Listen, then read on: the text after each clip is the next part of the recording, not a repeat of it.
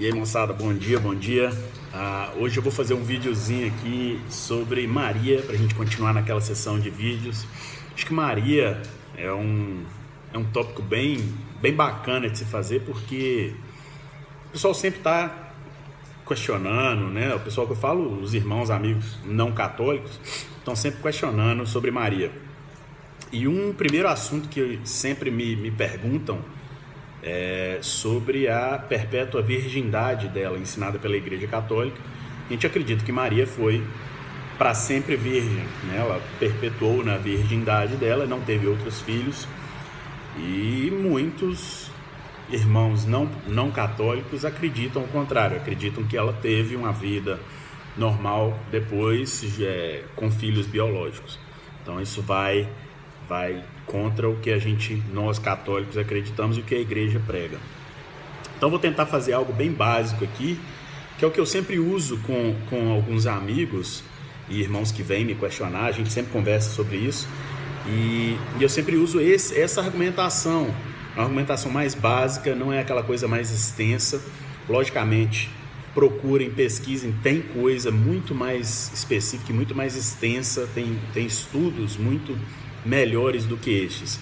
Eu estou fazendo aqui com a intenção de ajudar os amigos aqui da minha região, que estão sempre me perguntando, família, e então eu tô querendo só passar esse videozinho mesmo para essas pessoas. Então, se você é uma pessoa que gosta de ler, de procurar, de buscar, vá em frente, tem muito mais passagens e argumentações sobre esse tópico, viu? Antes de começar, eu queria falar sobre duas passagens no livro de Lucas, que são passagens bem expressivas sobre a grandiosidade de Maria, certo? Primeira passagem é Lucas, capítulo 1, versículo 43, onde Isabel fala: "Como mereço que a mãe do meu Senhor venha me visitar?" Ela chama Maria de mãe do meu Senhor. Isso é bem forte, bem cativante, bem expressivo. E a outra passagem é Lucas, capítulo 1, versículo 48. "Pois eis que desde agora todas as gerações me chamarão bem-aventurada." Isso é a própria Maria se auto-afirmando. Isso é importante porque ela pegou aquela confiança, ela sabe, ela recebeu essa mensagem de que ela vai ser chamada por todas as gerações. Nenhuma mulher na Bíblia é referida de tal forma, por todas as gerações, de bem-aventurada, certo? Então Maria, ela se autoafirma mesmo, ela mostra que ela sabe o quão grande vai ser e o quão difícil vai ser o papel dela. Estava até vendo a Paixão de Cristo ontem e comentei isso com a minha esposa, como uma mãe aguenta tudo isso, né? A gente vê o sofrimento dela durante o filme ali. Tem uma hora que ela enxuga o sangue de Jesus quando ele é torturado, uma cena bem forte. E eu falei com minha esposa, eu falei: "Pô, você é mãe, você aguentaria?" E minha esposa só emocionou na hora. E é difícil imaginar uma mulher com tanta garra, apesar de que todas as mulheres, na minha opinião, têm muita garra, mas foi difícil aquele papel, aquela situação de Maria. Então a gente já tinha que honrar ela só por isso aí, só por ser mãe e aguentar aquilo tudo. Mas vamos lá, vamos começar. A maioria dos meus amigos que me questionam, eles sempre me levam ao livro de Marcos, capítulo 6, versículo 3, que fala: "Não é este o carpinteiro, filho de Maria e irmão de Tiago e de José e de Judas e de Simão? E não estão aqui conosco suas irmãs?" Eles sempre me levam para essa passagem, sempre. A maioria dos meus amigos que vem me perguntar sobre Maria sempre fala, porque é bem convincente. Aí tá falando que Jesus teve outros irmãos, né?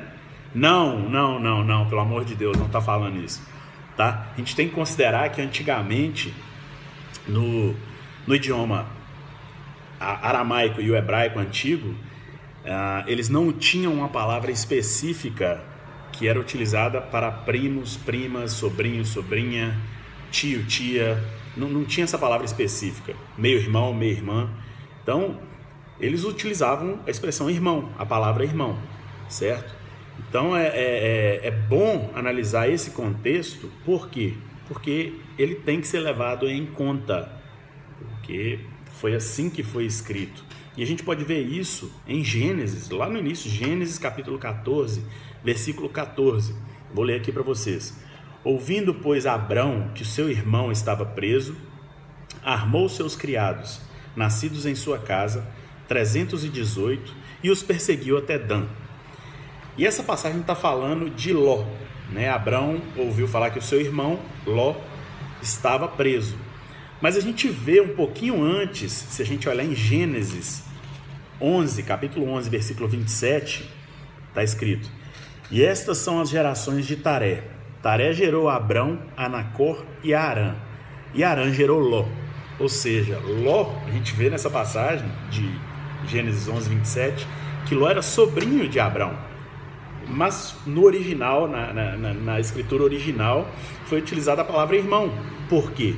Porque eles não tinham a palavra específica para sobrinho. Então eles utilizaram essa palavra irmão. Então aí a gente já consegue contextualizar bem bacana isso aí, né? Outro ponto a ser considerado é a tradição judaica da época. Ela tem que ser levada em conta, porque Jesus, ele em momento algum queria ofender ou desagradar a tradição judaica, principalmente nesse momento, né, de sofrimento ali ao pé da cruz. Jesus jamais iria fazer isso, certo? E a tradição judaica era que o irmão mais velho, após a morte do pai, o irmão mais velho é que tomava conta da casa, da mãe e dos irmãos. Então o irmão mais velho tinha essa missão, segundo a tradição, e ela tinha que ser seguida. E a escadinha, e se o irmão mais velho morresse, né, viria a ser o próximo e assim consequentemente. E a gente vê que em João, capítulo 19, versículo 26 e 27, ora Jesus, vendo ali sua mãe e que o discípulo que ele amava estava presente, disse à sua mãe: mulher, eis aí o teu filho. Depois disse ao discípulo: eis aí a tua mãe. E desde aquela hora o discípulo a recebeu em sua casa. Então aí está falando do apóstolo João, e João era o mais novo de todos eles ali, da galera, né? E então, de forma alguma, Jesus estaria, se ele fizesse isso, se João fosse mesmo irmão de Jesus, irmão biológico de Jesus, ele estaria ofendendo drasticamente os outros irmãos. Jesus de forma alguma ofenderia os irmãos dele mais velhos. Isso tem que ser levado em conta, essa tradição.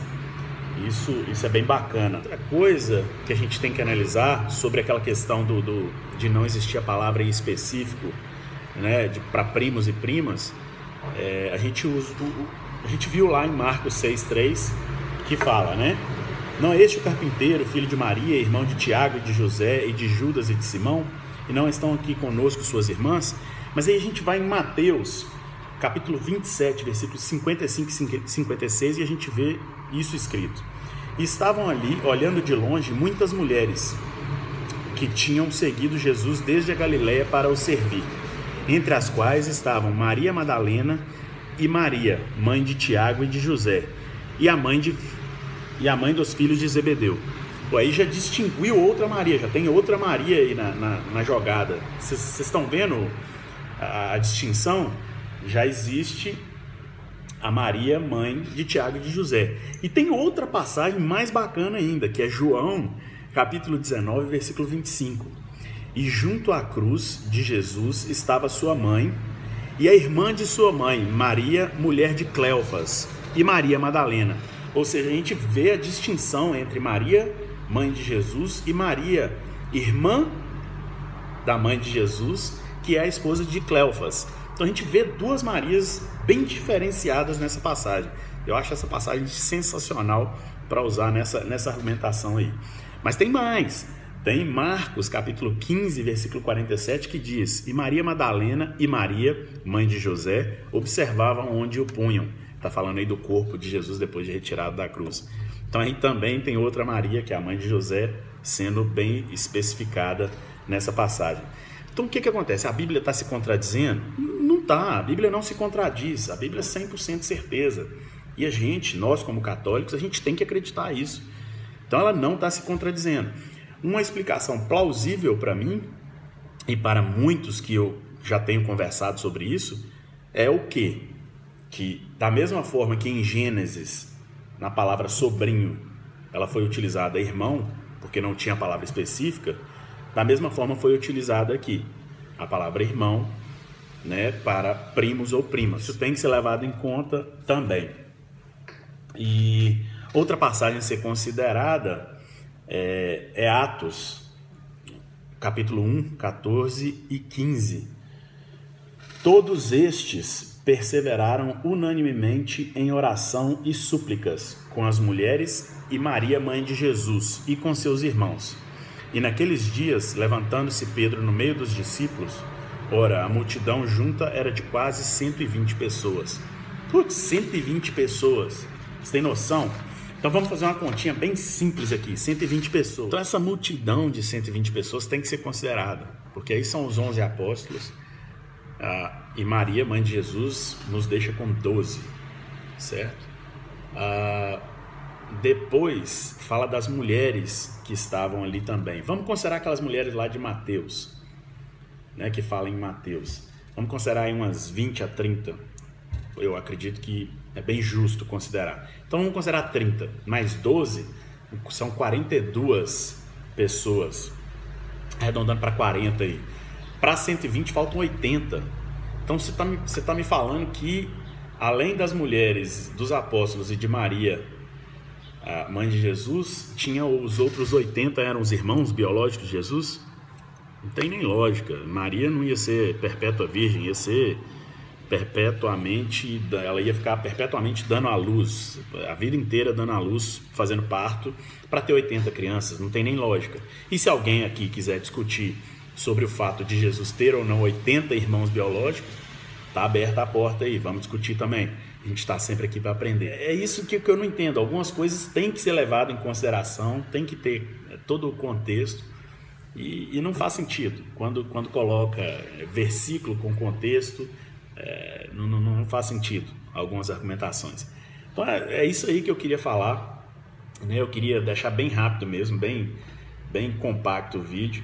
São essas as argumentações que eu geralmente utilizo com os meus amigos, né? Vai ter muito mais coisa, com certeza, né? E eu tô aqui para aprender. Se quiser deixar aí no comentário aí, ou me mandar um zap, pode mandar, porque a gente está aqui para aprender juntos. Eu estou tentando só ajudar as pessoas que têm me perguntado algumas coisas. Um abração para vocês e fiquem com Deus. Até a próxima.